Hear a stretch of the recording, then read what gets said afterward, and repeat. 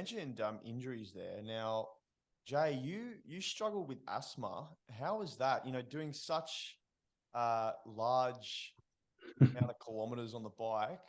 Your cardiorespiratory, your fitness, but then the impact of having asthma.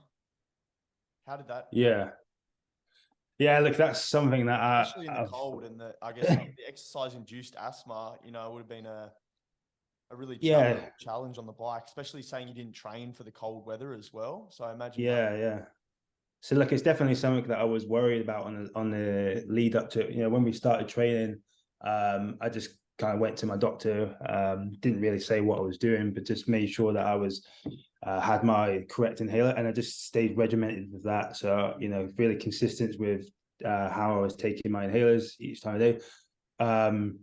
But it's a bit strange. Like, I feel like our bodies kind of just started to adapt. The mind definitely started to adapt. The only time I was really struggling was hills. My heart rate was going through the roof, and my breathing gets quite bad.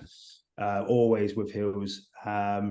But when we were on the road, I felt like our body started to adapt after the first week. Second week, it started to get not easier, but our bodies, it knew what was happening and what we kind of were asking for each day. With the injuries, I know I'm going a bit off subject from asthma, but with the injuries, I feel like our background, we have quite a large weightlifting and bodybuilding kind of background. And I feel like that years of strength training actually helped us a little bit whilst on the road.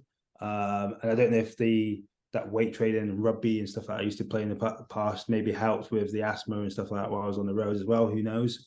But yeah, it was just about, just keeping regimented with my medication and just trying to look at my heart rate on the screen and just understanding when to push and when not to push.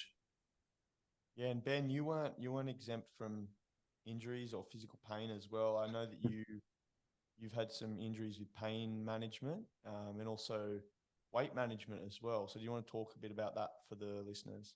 Yeah, I've had numerous injuries in the past, ranging from shoulder dislocations through to quad tears, hamstring tears, and the lot. Before the ride, I struggled to put on weight, which has always been something that, as somebody who goes to the gym somewhat regularly, it's always and everybody who goes to the gym regularly is something generally that people want to do, is try and get a bit bigger. And I got to a certain point where I was not happy with my weight, but a little bit towards that sort of goal. And then picking up the bike and starting this definitely drops your weight pretty quickly. I think by the time I got back from the ride, so after 18 months, I'd lost, I think, around 18 kilos of body weight. Now, having said that, from the start of the ride to the end of the ride, I think I lost 4 kilos. So it wasn't as bad as it could have been. There was a lot of, I was pretty happy with what we ate. Our nutrition whilst we're actually on the road was pretty good. We did get an awful lot of calories into us, so it could have been an awful lot worse. But yeah, it's definitely something that we were conscious of. On the road, we had what do we have? I had one relatively big crash, which was hitting a bit of roadkill, hitting a dead kangaroo coming down a hill. That was a bit of a scary one. Yeah, that was. Pardon? That was scary. Yeah. I think it was more scary for Jay than maybe myself. I didn't really have too much clue about what was going on, so I think Jay seeing it was a little bit more scary than myself, I think. But yeah, that was definitely a hurdle we had to get over. Yeah, well, I think in Ben Woods' episode, we discussed how he actually got hit by a truck. So I think that out of the two, you'd probably, touch wood, you'd hope to be hit by a kangaroo, I think, as opposed to a big truck coming down on the highway. But you guys also had instances where you must have been so cooked from the ride physically that you've forgotten you've been clipped into your bike and just fallen over at stages. Yeah. And there's been all those funny moments. Can you tell us a bit about some of the, I guess, the most challenging moments that you went through, but also maybe some of the funny but also really enjoyable aspects of the journey? Challenging moments. Wow. Are we talking about just the 50 days or just in general? Yeah, I just think in the 50-day journey, you know, what was the most? Is there points there where you were just broken, where you can remember vividly, or? Look, because I've been putting up some videos on YouTube and looking back at what we filmed and stuff on the road. So day 49, like I don't think people know how tough day 49 was. Just imagine, you know, we've obviously cycled 48 days before that, coming into day 49, and we knew from day one that the last week of the 50 days was going to be the toughest week, not just because of the amount of kilometers that we put through our bodies. It was the most elevation, so it was the hills, the toughest terrain, and the fact when you know that you're getting so close to home, the body is starting to say, hey, we're about to rest soon, so we're going to shut down. So day 49 was the most elevation. And it was day 49, yeah? Yeah. Day 49 was the most elevation, and it was just relentless. It was like going 12 rounds with Mike Tyson or something. It was just every bend we turned around, it was just hills, and you could just see these hills going on and on. You could just see the car headlights going up into the mountains, and it was just you'd get a little bit of a break for a couple of meters, and then there would just be another hill. It was just going up and up forever, and we weren't really getting much downhill at all.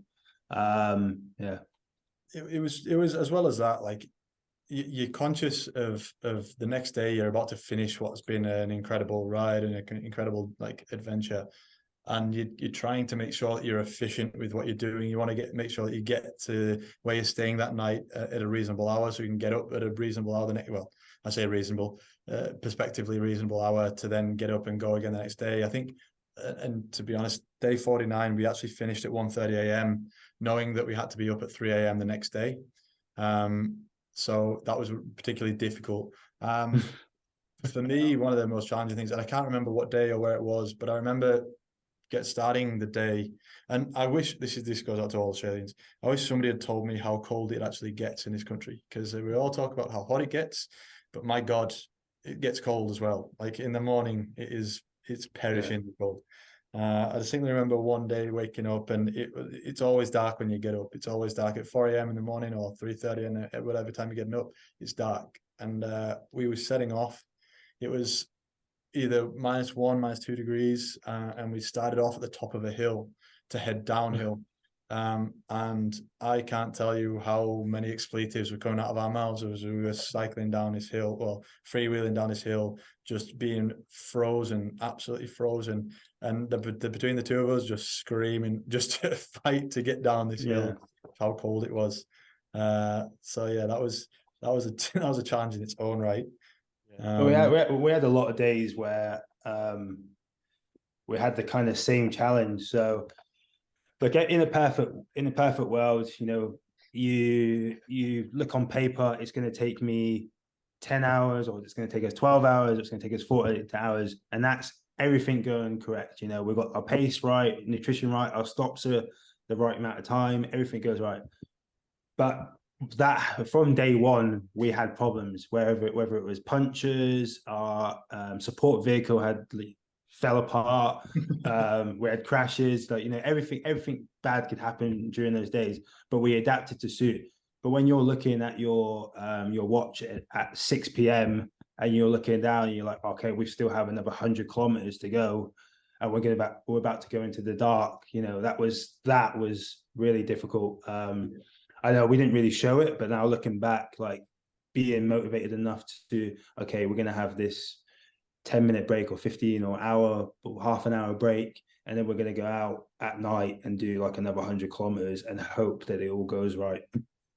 And with that, knowing that you're on a road that is pretty hairy, 9 times out of 10, you're in a difficult place with an awful lot of traffic, or not necessarily an awful lot of traffic, but some high speed moving traffic on a single lane, and you're in you know, on the edge of the road with little to no hard shoulder is particularly unnerving, to say the least.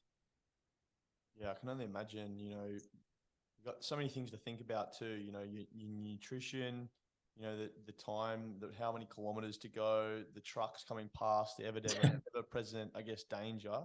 But how did you guys kind of overcome that? Did you break the journey that day down into smaller chunks?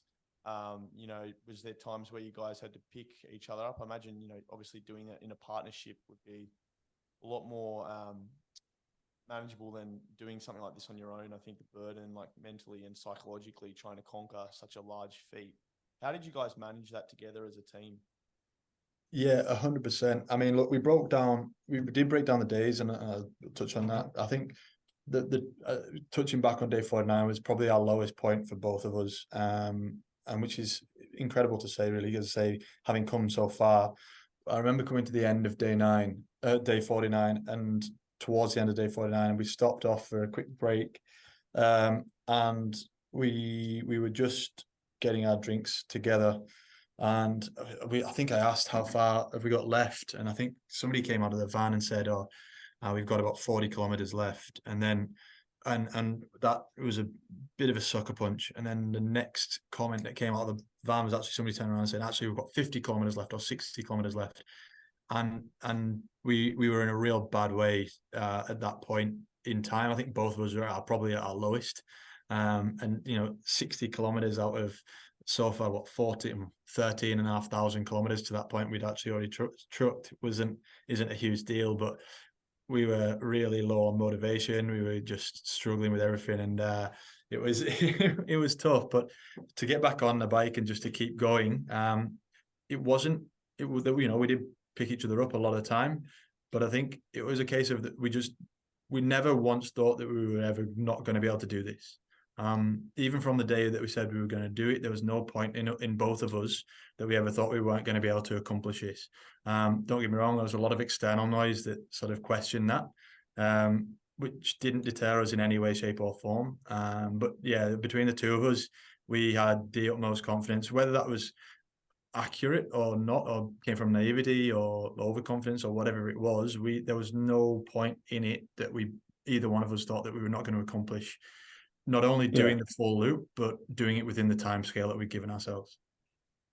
Yeah, we use a lot of that to drive ourselves as well. I mean, we were kind of self-motivated. We motivated each other as well, but we had a bit of doubt as well. You know, I'm not going to say names, but there's a one coach that turned us down. You know, we were a bit naive. We were reaching out to different cycling coaches and stuff like that. There's one coach where this person asked for information about our sporting history, our injuries, and yeah, Ben and myself, we kind of wrote a list together of, like, you know, we've had this knee injury back in this date, we had this shoulder injury, we used to play this sport, sent all the information, and then we both received this huge email. It was a couple of page email of like why we would not be able to ride around Australia. You know, you guys aren't going to be going to be able to do this. You're not going to last longer than 3 days.